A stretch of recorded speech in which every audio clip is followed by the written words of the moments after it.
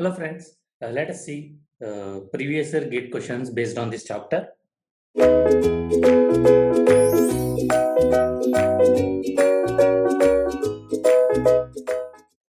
First read the question.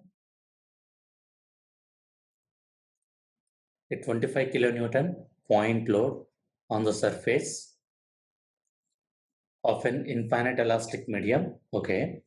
The vertical pressure intensity is in kilonewton per meter square at a point of 6 meter below and 4 meter away from the load will be.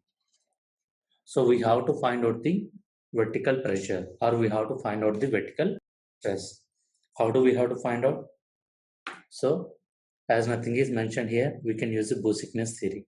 So what is the vertical stress here? Q by Z square into 3 divided by 2 pi into 1 divided by 1 plus R by Z whole square whole to the power 5 by 2. Isn't it? So Q is given how much? 25. Z is given as how much? 6 meter below. So Z is equal to 6. Whatever the radius, 4 meter away from the load. So R is nothing but a 4. So if you substitute the values here, 25. Load you are taking in kilonewton, distance you are taking in meter. So the unit will be in kilonewton per meter square.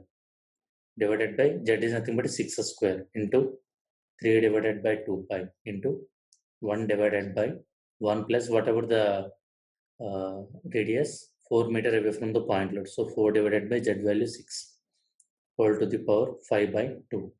Then if you solve this, you will get this around 0.132. That will be equal to 0.132 kilonewton per meter square. So what is the answer? Okay. Thank you.